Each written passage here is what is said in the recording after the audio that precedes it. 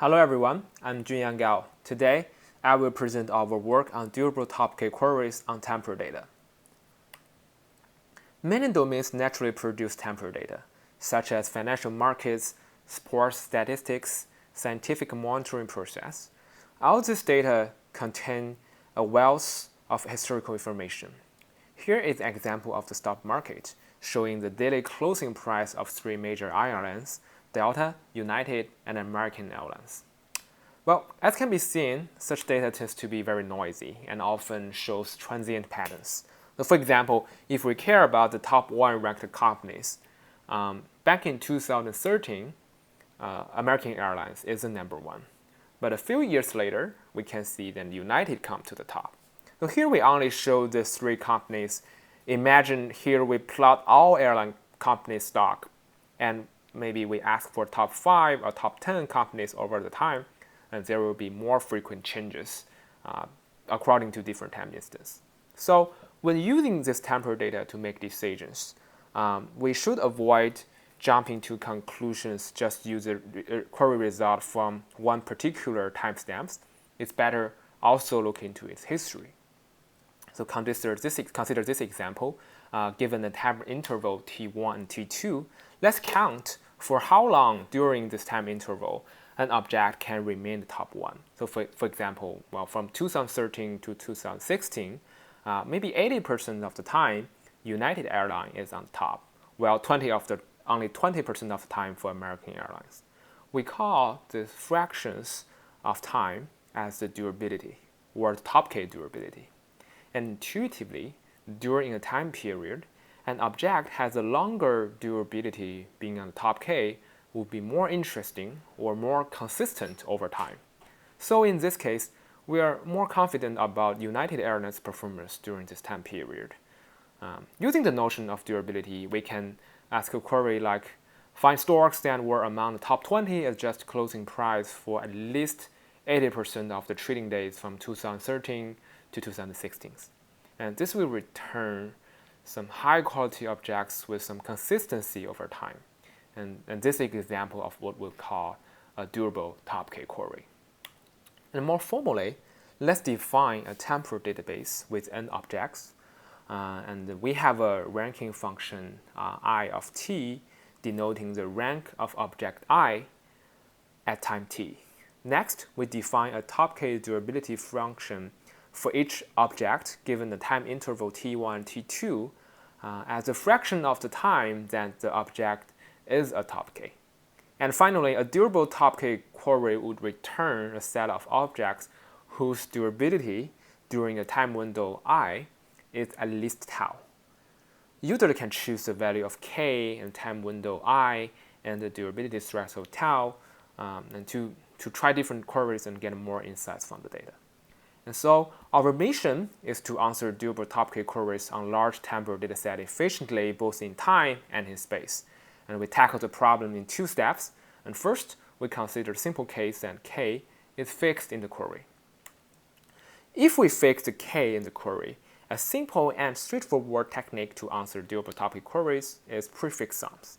And more specifically, for each object, let us define a time-varying indicator function with respect to the membership of top K.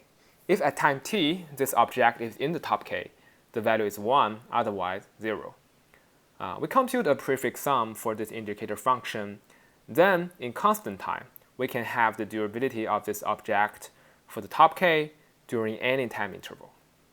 We can build the prefix sums for all temporal objects and use them to answer durable top K queries. Besides prefix sums, we also discuss other solutions for the fixed case setting of the query in the paper. But due to time limit, I only highlight the few results. Viewing this problem from a geometric perspective, we can answer the query by an interval overlapping query. Or doing more offline pre-computations, we can also answer the query by a few 3D half-space reporting queries. These 2 solutions have better theoretical runtime compared to the prefix sums. However, they ask for more index space and offline pre-computations. And in practice, we find that the prefix sum works pretty well for our purpose. Now, let's move to the general case of durable top-K queries. We found that in practice, an approximate answer is good enough for durable top-K queries, as people mostly use it as an exploratory tool to find insights from noisy data. So we focus on how to approximately answer the query and try to guarantee the quality of the approximate answer and also make it fast. Our first solution is sampling. So instead of the main idea is instead of counting the appearance of objects being the top K during a time interval, we only randomly sample a set of timestamps for durability computation.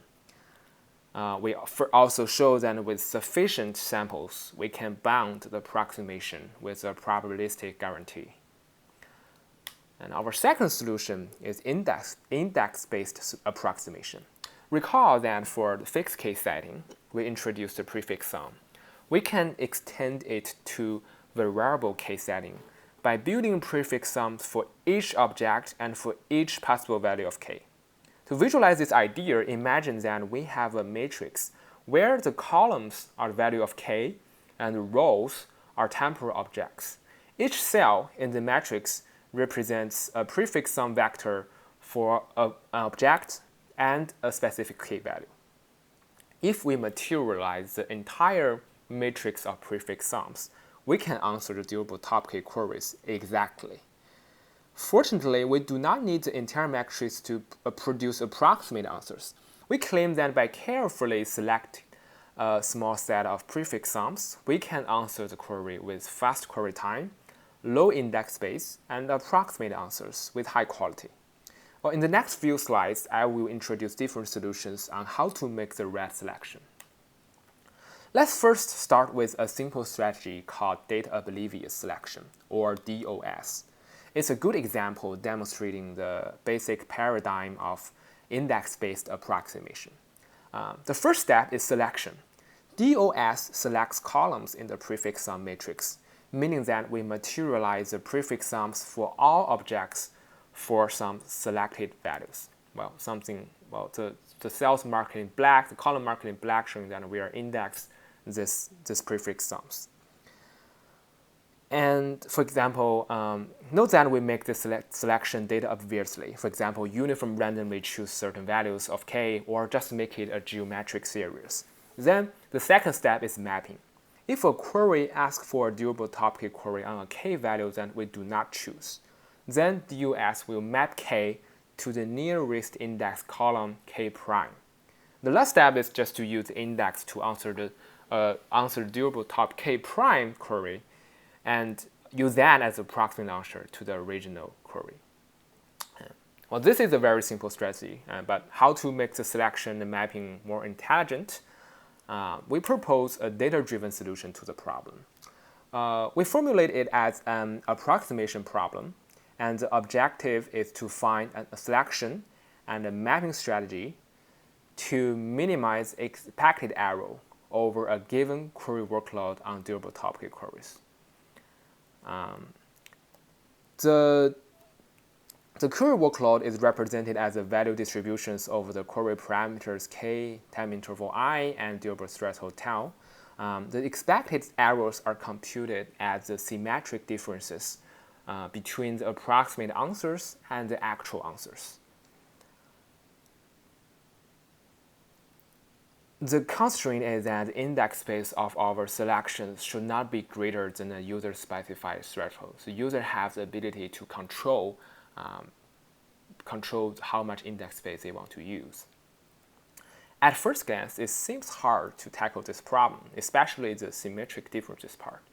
Fortunately, we find two important properties of the symmetric differences arrows that help us to rewrite the optimization objective. First, the symmetric differences arrow can be decomposed into individual objects. And second, errors are additive on k. And these two properties can help us simplify errors, this error term, into just a few summarizations. So now let's look at two strategies. First, column-wide selection, or COL. COL selects columns in the matrix, but then it maps the K in the query to the indexed value of K prime such that the overall expected error is minimized. The original objective can be rewritten as follows.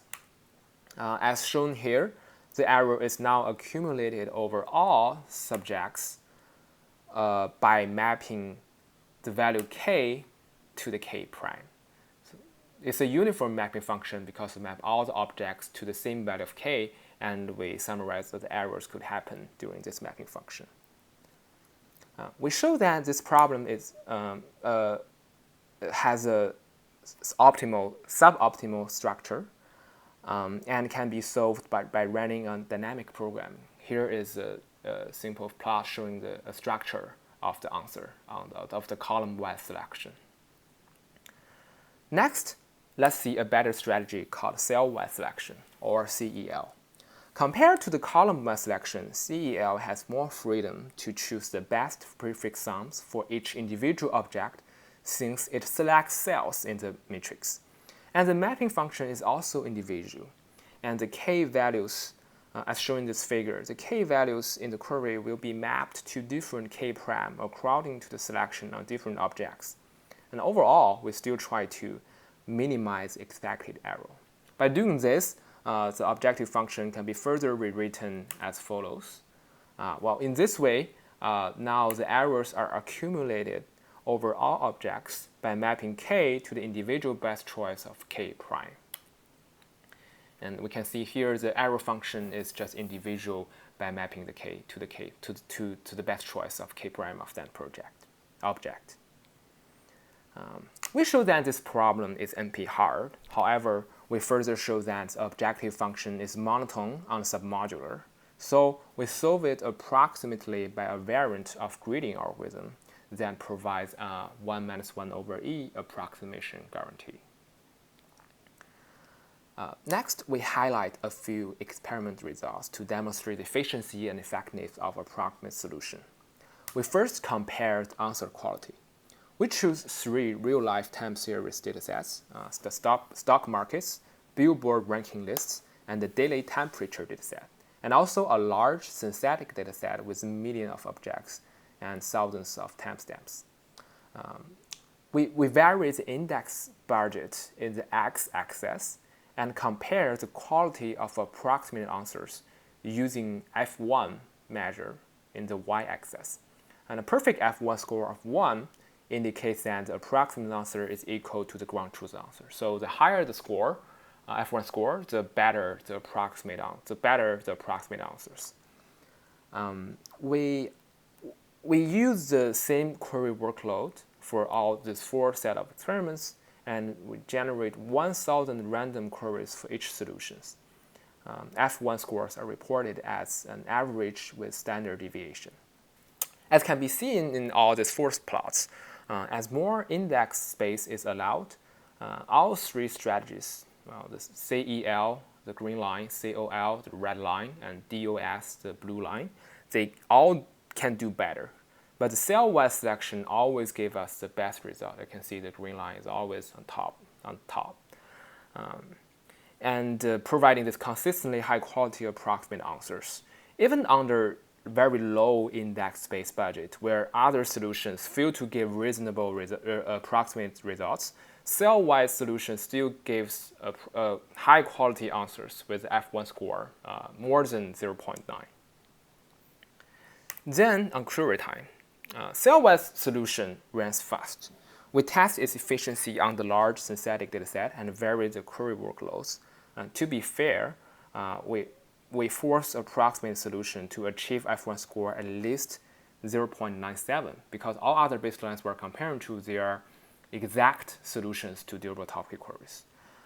So in these 2 figures with different query workload, we can see that the cell-wise solution can be 10 times faster, showing as yellow bar in the plots, can be 10 times faster compared to the other baseline. And lastly, index space. We still use the large synthetic dataset and vary the query workloads. And we can see that to achieve high-quality approximate answers, cell-wise solution use index space 10 times slower than the state-of-the-art solution.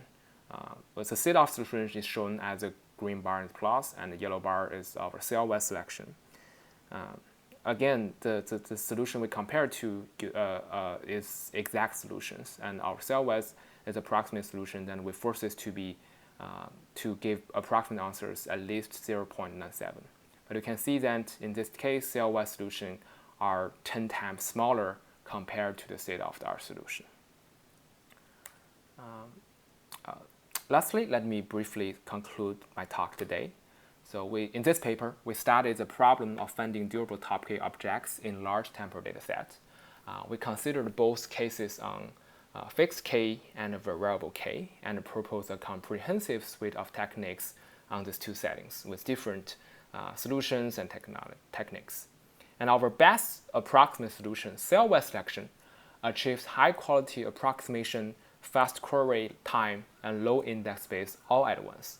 And we further allow users to tune the cell-wide selection to play the trade-off between the quality of answers and the index space that it uses.